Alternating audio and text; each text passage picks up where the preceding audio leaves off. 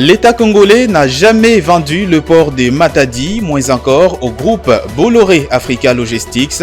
C'est une mise au point faite par la société Matadi Corridor Terminaux à Conteneurs, le MCTC. Il s'agit plutôt d'une mise en concession des activités du port.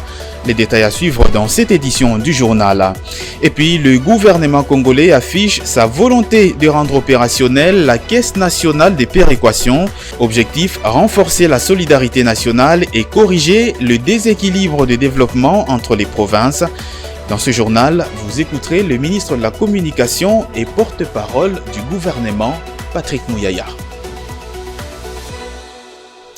Voilà tout pour les titres. Bienvenue à toutes et à tous.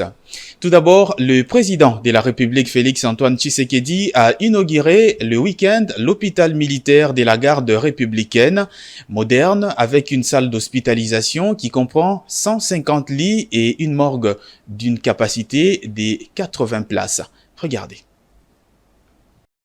Un hôpital militaire moderne qui, en termes d'équipement, rivalise avec des grands hôpitaux. Un lieu de santé conçu pour recevoir notamment les cas graves qui des fois nécessitaient des transferts à l'étranger a été inauguré par le chef de l'État au Kanchati. Dans un passé récent, ce site qui abrite cet hôpital moderne était un vaste simple étendu vide et pour l'occasion, le ministre de la Santé Roger Kamba, le général-major Ephraim Kabi, les commandants de la garde républicaine et les DG du BSECO Jean Mabi et le médecin directeur de l'hôpital Dr Mbouyou ont salué l'engagement du président de la République quant à la matérialisation de ces grands projets visant à améliorer les conditions de vie de militaires. Depuis Belle-Lirette, les militaires de la garde républicaine et leurs dépendants étaient soignés dans des conditions précaires, hospitalisés à la promiscuité, sous des tentes, et d'autres nous ont quittés de façon hâtive. Chose promise, chose réalisée aujourd'hui à la grande satisfaction de tous les militaires et leurs dépendants et de toute la population. Bien que les personnels soignants soient exclusivement des militaires, l'hôpital va également être au service de toute personne qui désire bénéficier des soins de qualité. Il faut préciser que l'hôpital dispose de 150 lits d'hospitalisation, d'une morgue de 80 places et d'un espace pour les funéraires en cours d'aménagement. C'est dans l'objectif de s'imprégner personnellement du niveau d'exécution des travaux, des constructions, des infrastructures destinées à la tenue des 9e Jeux de la francophonie prévus au mois de juillet de l'année en cours que le chef de l'État, Félix-Antoine Tshisekedi, a effectué le même week-end une ronde dans les différents sites retenus pour cet événement qui va réunir le monde francophone ici à Kinshasa. C'est par les stades de Martyrs que le chef de l'État a débuté son itinérance en début d'après-midi. Il a pris le temps de se faire expliquer, maquette à l'appui, les ouvrages déjà réalisés avec le concours de l'Agence congolaise des grands travaux. Accompagné du Premier ministre Jean-Michel Samalou Kondé, le président de la République a inspecté tour à tour le gymnase jumelé ainsi que le stadium de basketball réhabilité. Pour le premier ouvrage, il s'agit des 2 terrains réservés aux compétitions d'une capacité de 3000 et 2000 places. Il ressort que le taux d'exécution des travaux est à 80% et qu'on est actuellement au stade de finition. Il ne resterait plus que l'installation de la climatisation centrale dont les équipements commandés à l'extérieur sont attendus dans les prochaines semaines. D'ici fin mai au plus tard, tout pourrait être fait, a confié un des prestataires. Quant au deuxième ouvrage, il s'agit de l'ancien stadium de basketball, aujourd'hui recouvert avec une capacité de 200 places et qui sera réservé aux entraînements. Cependant, les avancées constatées sur les sites du stade de Martyrs tranchent avec la stagnation observée au stade Tata Raphaël où les travaux continuent à piétiner. L'occasion a été donnée pour les chefs de l'État d'exhorter les différents prestataires à plus d'abnégation et de célérité dans l'exécution des travaux. À l'université de Kinshasa, point de chute de son itinérance, le chef de l'État a visité quelques homes destinés à l'hébergement des athlètes. Ici, le niveau d'exécution des travaux avoisine les 85%. Toutefois, les infrastructures déjà réhabilitées devront intégrer les normes internationales que requiert l'organisation d'un tel événement. Au total, 1950 chambres sont déjà disponibles, prêtes à accueillir les premiers occupants, sur un total de 4000 athlètes attendus dans cet espace universitaire. Je l'ai évoqué dans le sommaire, la nécessité de rendre opérationnelle la Caisse nationale des péréquations et veiller à son fonctionnement dans le but de renforcer la solidarité nationale et de corriger par la même occasion le déséquilibre en termes de financement des projets et programmes entre les provinces a été évoqué lors de la dernière réunion du Conseil des ministres du gouvernement. On écoute à ces sujets le ministre de la Communication et Médias, porte-parole du gouvernement. Le président de la République a rappelé au gouvernement son engagement pris lors de la dernière conférence de gouverneurs tenue à Mbandaka en décembre 2022 sur la nécessité d'impulser la Caisse nationale des péréquations et de veiller à son opérationnalisation afin de se conformer aux prescrits de la Constitution et de la loi portant organisation et fonctionnement de la dite Caisse. Le gouvernement devrait mettre à la disposition de cette institution les ressources financières indispensables tant pour son fonctionnement que pour les financements des différents projets d'investissement public qui auront pour objectif d'amorcer les processus de correction des disparités de développement entre les provinces d'une part et les entités territoriales décentralisées d'autre part.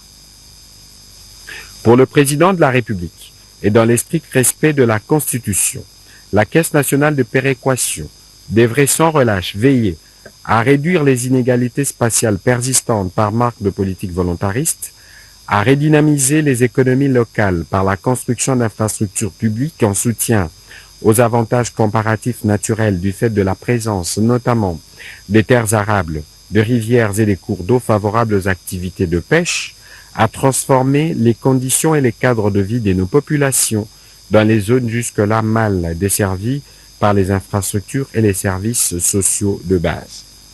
Le président de la République a instruit le ministre d'État, ministre du Budget, le ministre de la Décentralisation et Réformes institutionnelles, ainsi que le ministre des Finances, sous la supervision du Premier ministre chef du gouvernement, d'agir chacun en ce qu'il concerne pour l'opérationnalisation effective de la dotation en fonctionnement de la Caisse nationale de péréquation.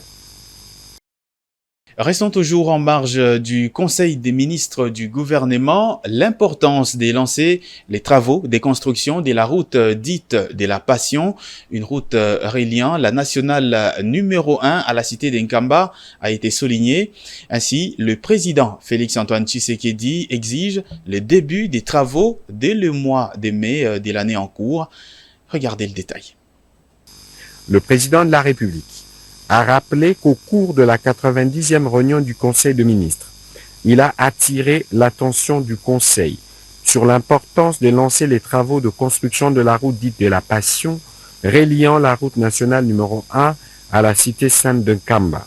Pour accélérer ce projet urgent, le président de la République a demandé au Premier ministre de finaliser la procédure d'approbation de la demande de non-objection lui soumise et de s'assurer de la diligence quant à sa poursuite auprès de tous les ministres concernés afin que ces projets passent à la phase de la réalisation en début de mois prochain.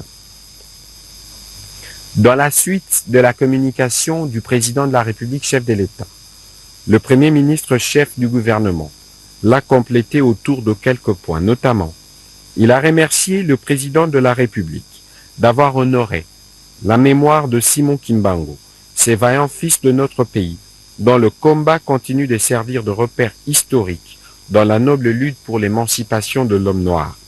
La commémoration officielle de la date du 6 avril de chaque année est la concrétisation d'une promesse qui prouve une fois de plus l'essence du respect de la parole donnée par le président de la République et en même temps sa volonté de réconcilier la mémoire nationale. À cette occasion, le Premier ministre a rappelé aux ministres sectoriels, principalement celui de l'enseignement primaire, secondaire, technique, ainsi que celui de l'enseignement supérieur universitaire, la nécessité d'actualiser dans le programme de l'éducation nationale les thématiques relatives à toutes ces figures de notre histoire commune.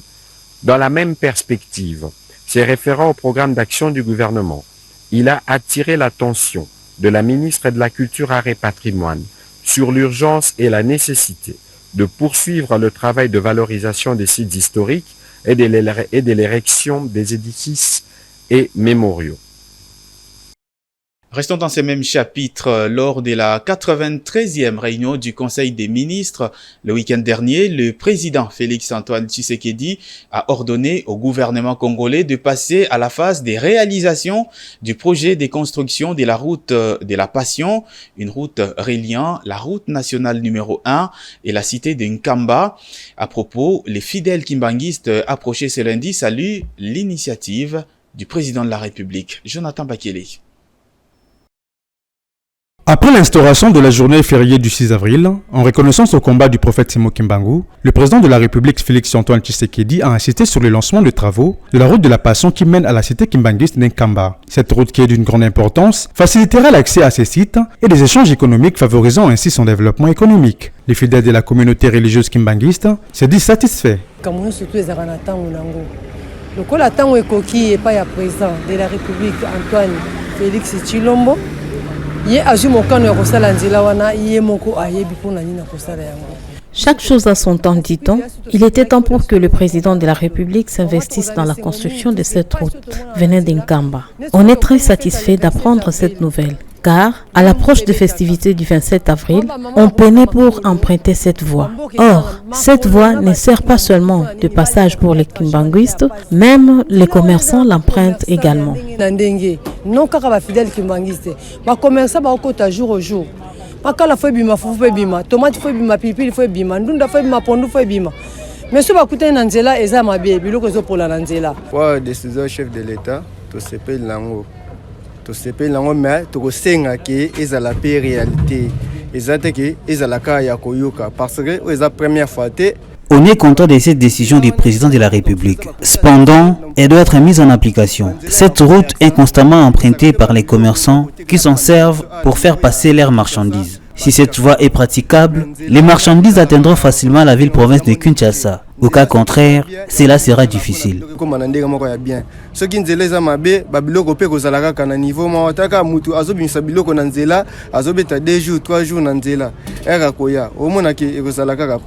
Le chef de l'État a appelé tous les ministres concernés à faire preuve de diligence dans la poursuite du projet afin que les travaux puissent débuter dès le début du mois de mai.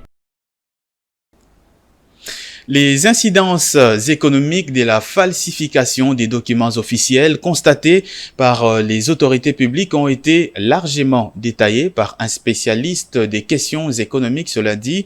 Face à nos reporters Igor Biwaka et Sele Chamala, le manque à gagner qu'engendre cette pratique déplorable a été cité parmi les innombrables dommages. Regardez. Effectivement, ces derniers temps, les gens ont tendance à falsifier les documents officiels. Et d'abord, quand on falsifie les documents, c'est-à-dire là, ils recherchent la facilité et donc on altère la vérité de l'information, ce qui fait qu'il y a des incidences économiques. Parce que pour quelqu'un qui n'a pas les titres et qui se fait prévaloir avoir ces titres-là, du coup, on va les payer en tant que tel, comme licencié, comme docteur, comme master, alors qu'il ne mérite pas ces grades-là. Et donc, c'est un manque à gagner pour le pays.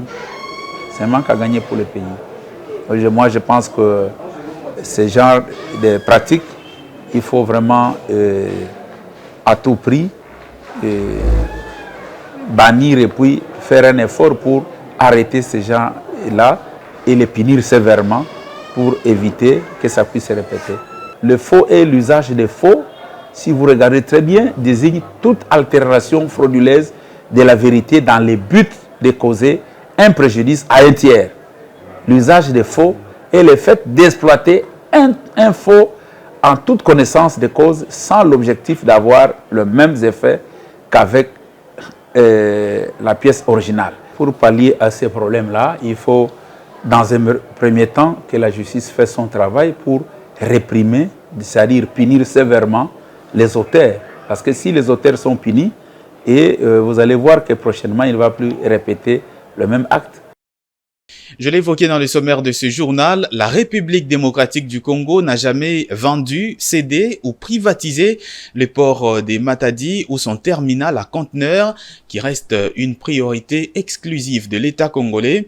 C'est la mise au point faite par le MCTC, la Société des droits congolais, Matadi, corridor terminaux à conteneurs dans un communiqué à la suite de la mise en concession des activités de ce port avec le premier armateur mondial, le fameux MSC. Regardez.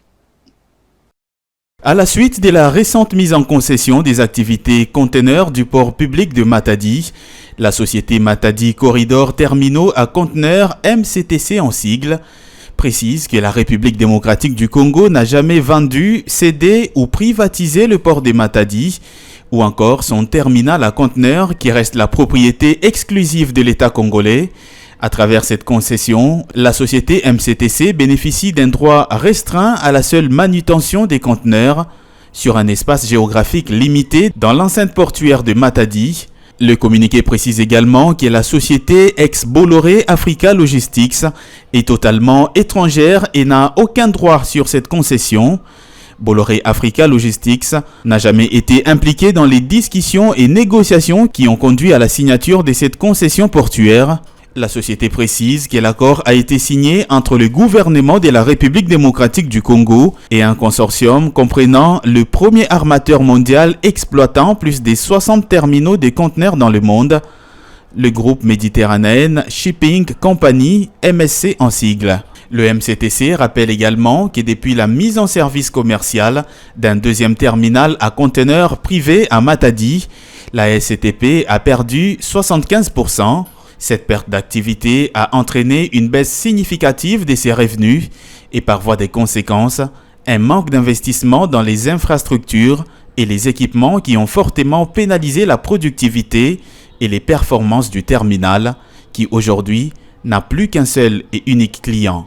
Cette mise en concession va également permettre de conserver et pérenniser les emplois des travailleurs de la SCTP, mais également permettre la réhabilitation et la modernisation du terminal à conteneurs du port de Matadi, portant ainsi le niveau des services aux meilleurs standards internationaux. Dans le cadre de cette concession, l'État congolais et le MCTC ont prévu une structuration des redevances applicables à l'ensemble des opérateurs des terminaux à conteneurs qui assurerait à la fois à la SCTP le développement et les investissements de l'ensemble de ses activités et la mise en place par l'État congolais d'un fonds social afin de régler durablement les passifs sociaux de la SCTP qui frappent durement les travailleurs et leurs familles. Dans le reste de l'actualité, à la suite des échanges entre le ministre des Ressources hydrauliques et électricité de la République démocratique du Congo et une délégation de la Banque mondiale la semaine dernière visant à évaluer un programme commun d'accès à l'eau potable et à l'assainissement, la population, en tout cas quinoise en particulier, a fustigé ce lundi une facturation jugée injuste. Regardez.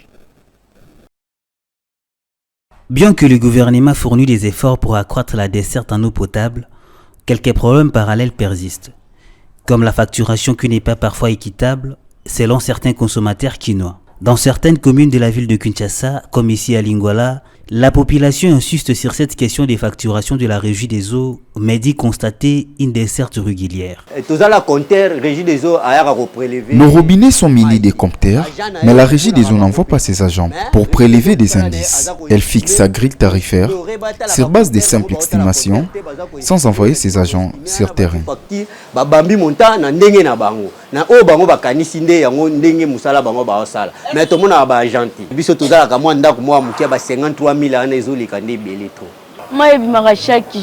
Nous sommes servis régulièrement en eau potable. Cependant, les prix fixés sur les factures est trop exorbitant. On est taxé à 80 000 francs pour une consommation mensuelle d'eau. C'est trop cher, quand même que l'eau coule régulièrement. Il y a lieu de signaler qu'en République démocratique du Congo, moins de 3% de la population ont accès à l'eau potable, un véritable paradoxe en comparaison avec sa réserve importante en eau douce. Et la gouvernance Tshisekedi veut remédier à cette situation. La boulangerie Pain Victoire a pris feu le week-end dernier ici à Kinshasa.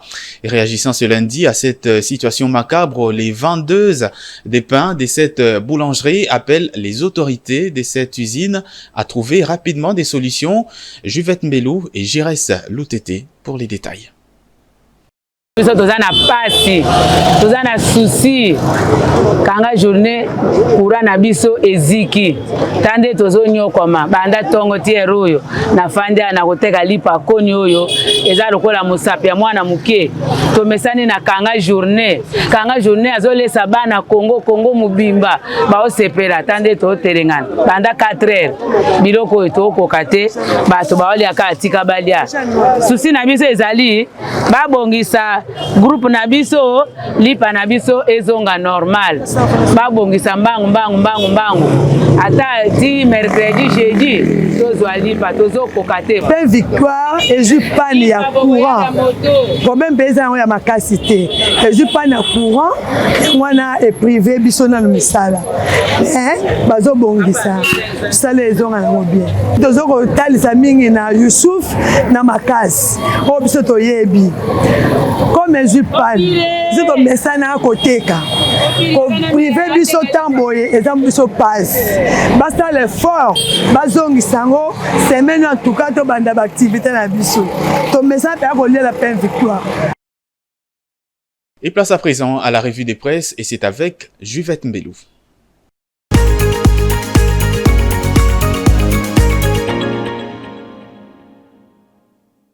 Bienvenue à tous dans cette revue de presse économique. Débutons cette revue de presse avec Econews qui titre à sa une « Bolloré Africa Logistique n'a jamais été impliqué dans la concession du terminal à conteneurs de Matadi ». Le journal note que, contrairement aux folles rumeurs qui ameutent non seulement l'opinion publique congolaise, mais aussi et surtout les milieux de la Société congolaise des transports et des ports, le port maritime de Matadi dans la province du Congo central n'a jamais été vendu ni cédé à qui que ce soit. Tout comme Bolloré Africa Logistique, qui opère désormais sous la dénomination d'Africa Global Logistique après son rachat par le premier armateur mondial, Méditerranée Shipping Company, n'a jamais été impliqué dans la concession du terminal à conteneurs de Matadi. C'est l'essentiel du message contenu dans un communiqué rendu public ce week-end par Matadi Corridor Terminaux à conteneurs.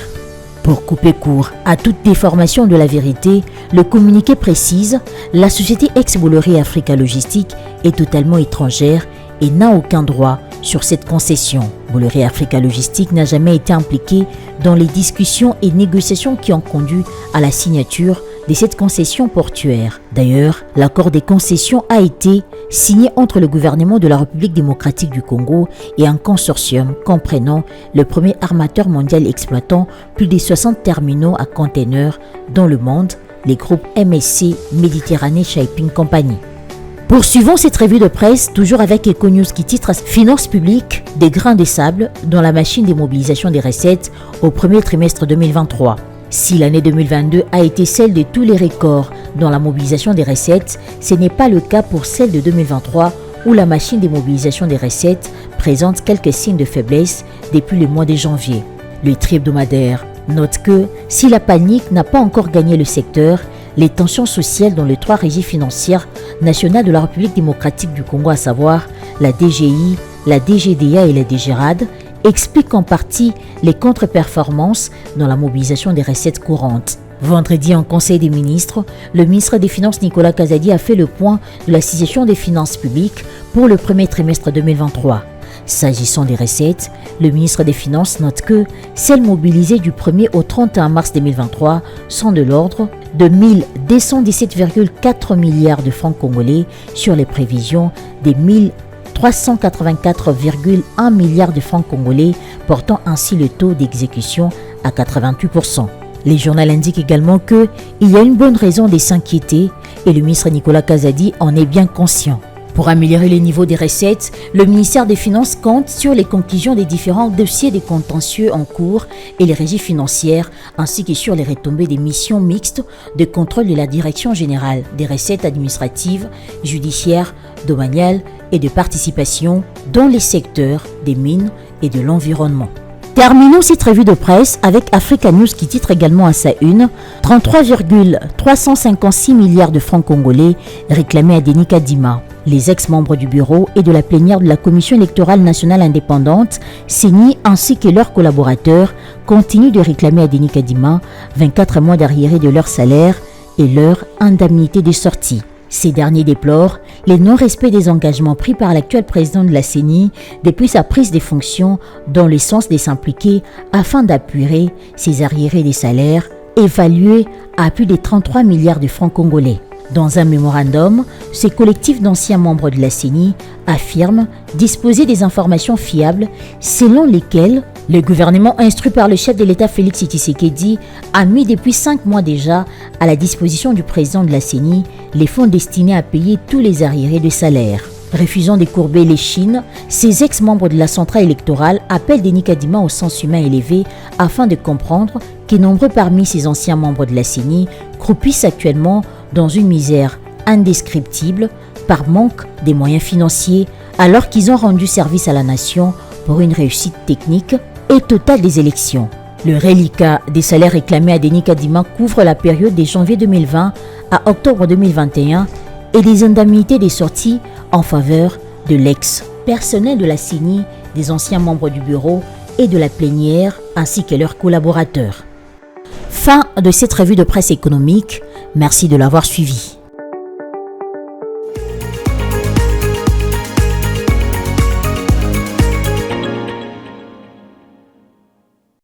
Et voici tout de suite le rappel des titres.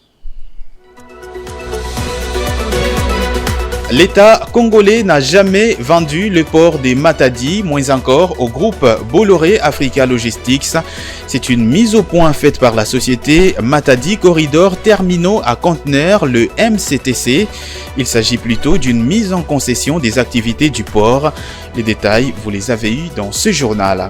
Et puis, le gouvernement de la République démocratique du Congo affiche sa volonté de rendre opérationnelle la Caisse nationale des péréquations. Objectif, renforcer la solidarité nationale et corriger le déséquilibre de développement entre les provinces. Dans ce journal, vous avez écouté Patrick Mouyaya, porte-parole du gouvernement. Fin complète de cette édition du journal sur votre télévision. Merci à toutes et à tous de l'avoir suivi.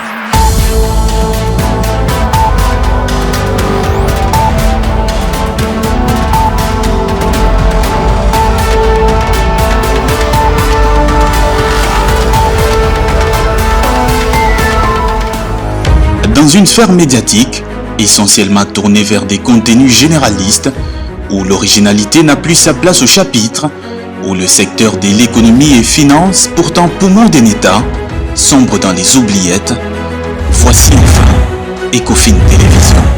Économie et finance télévision, votre chaîne thématique essentiellement économique, vous offre un contenu original. Nous traitons des questions monétaires, commerciales, énergétiques, minières, pétrolières et environnementales.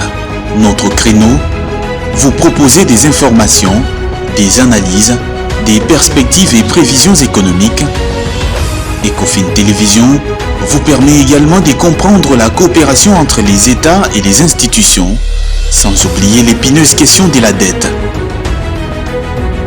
Ecofin Télévision, tout savoir sur les investissements, les échanges commerciaux, la balance commerciale et la balance des paiements, le taux d'échange, l'état des lieux de la lutte contre les détournements des finances publiques, la coopération bilatérale ou multilatérale. Ecofin Télévision vous explique comment l'économie nationale est directement liée à l'économie mondiale. Notre particularité fait notre originalité. C'est pourquoi nous disons Ecofin Télévision, mieux que savoir sur l'économie et finances, comprendre.